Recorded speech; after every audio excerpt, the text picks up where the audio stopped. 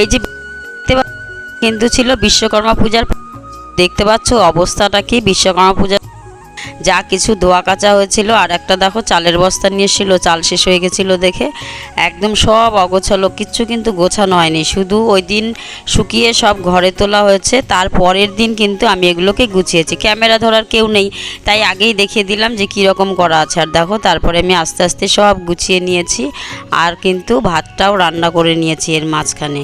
কেন বলো তো, এই গোছাতে গোছাতে আমি ভাতটা বসিয়ে দিয়েছিলাম, আমার কিন্তু ভাত রান্না হয়ে গেছে। আর সমস্ত কিছু দেখো, ওই যে ভাত রান্না হয়ে গেছে আর সব একদম গুছিয়ে নিয়েছি। আর তোমাদের দাদাভাই এখনও সবজি নিয়ে আসেনি, সবজি নিয়ে আসলে পরে রান্নাটা শুরু করে দেবো।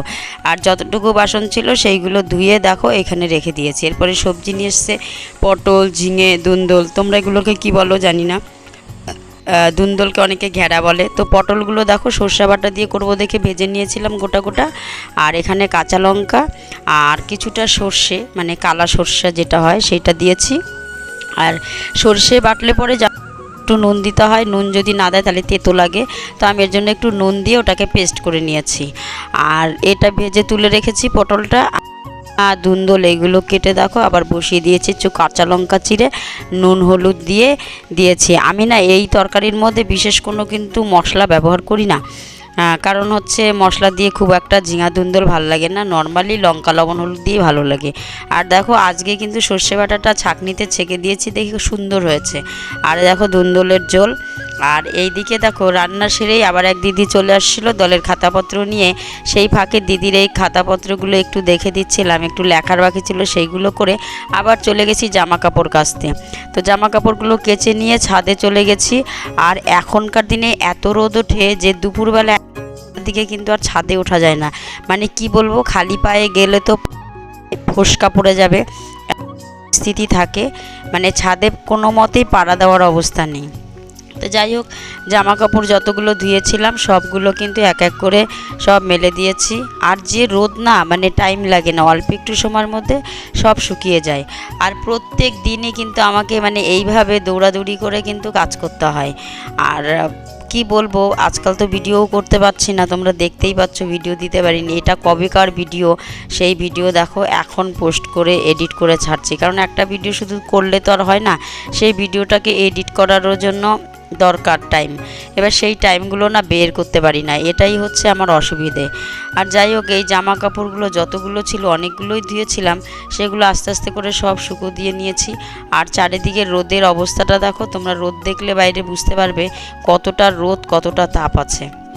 যাই হোক, গুলো সব শুকো দিয়ে আমি চলে গেছি স্নান টান করে নেব। আর এই যে ভিডিওটা করছি, এই ভিডিওটা কিন্তু আবার তার পরের দিন সকাল থেকে চা করেছিলাম, চা করার পরে রান্না বসিয়ে দিয়েছি। আর এদিকে নিয়ে এসেছিলো মাছের মাথা, সেগুলো গতকাল নিয়ে এসেছিলো, ফ্রিজে রেখে দিয়েছিলাম, তো আজকে এগুলো বের করে ধুয়ে সেইগুলো একটু ভেজে নিয়েছি। আর এটা হচ্ছে লাউ কেটে রেখেছি, দেখতেই পাচ্ছ পাশে, মাছের মাথাগুলো ভেঙে দিচ্ছি ভেজে। আর ওইগুলো হচ্ছে লাউ দিয়ে করে নেব, কারণ তোমরা বেশিরভাগ ভিডিওতেই দেখবে আমাদের বাড়িতে প্রায় মাছের মাথা হয়, আর সেটা লাউ দিয়ে, মানে এক একটা সবজি, কোনো দিন আলুর তরকারি দিয়ে এরকম করে করা হয়। আর কিছুটা নিয়ে এসেছিলাম বকফুল, আর সেই বকফুলের বড়া করব দেখে দেখো বেসন, চালের গুঁড়ো আর নুন হলুদ, তারপরে কাঁচা লঙ্কা আর কিছুটা আজওয়ান দিয়ে আমি ওটাকে একটু ফেটিয়ে নিচ্ছি, নিয়ে তারপরে বড়া করব।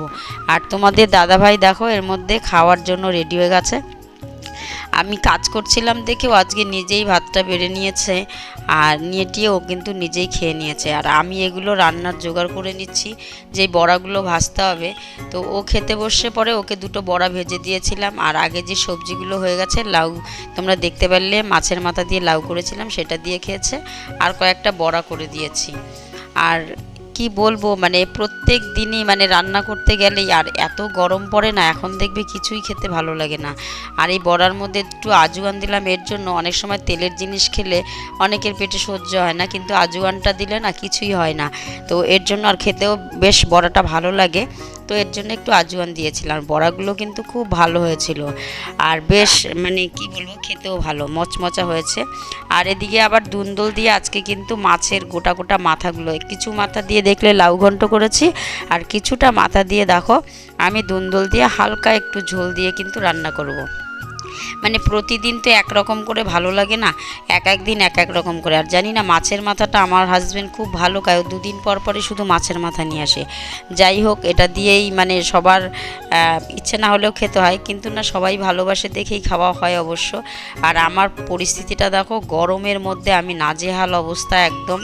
তারপরে যে বাসন কোসনগুলো ছিল এইগুলোও কিন্তু ধুয়ে নিয়েছি। আর বাড়ির কাজ যতই করো না কেন দেখবে শেষ হয় না, কিন্তু একটার পর একটা করতেই থাকবে। আর এইগুলো করে কিন্তু আমাকে আবার প্রত্যেক দিন বাইরে বেরোতে হয়, প্রত্যেক দিন আবার সেই একই ডিউটি তাড়াহুড়া করে করতে হয়। এই দেখো, বকফুলের বড়া করেছিলাম আর লাউ দিয়ে মাছের মাথা দিয়ে ঘন্ট করেছিলাম। তোমরা তো দেখতেই পেলে, এই যে আবার তোমাদেরকে দেখানো হচ্ছে। দেখো, ভাতটা আগেই রান্না করেছি, তোমাদের দাদাভাই খেয়ে চলে গেছে। আর ঝিঙে দুন্দল দিয়ে মাছের মাথা দিয়ে তরকারি, লাউ ঘন্ট, আর হচ্ছে বকফুলের বড়া। তো আজকের মেনুতে এটাই ছিল, আর এটাই খুব তৃপ্তি করে খেয়েছি। গরমের দিনে এমন বেশি কিছু রান্না ভালো লাগে না, রান্না করতেও যেমন ভালো লাগে না, খেতেও তেমন ভালো লাগে না, কি বলবো আর। তো যাই হোক, এগুলো করে টোরে সব গুছিয়ে নিয়েছি। রান্নাঘরটাকেও আমি পরিষ্কার করে নিয়েছি একদম, কারণ হচ্ছে আবার রান্না করতে যাব তখন এলোমেলো থাকবে। যাই হোক, আজকের ভিডিওটা কেমন লাগলো, ভালো লাগলো অবশ্যই লাইক শেয়ার কমেন্ট করো। তো আজকে এখানেই টাটা।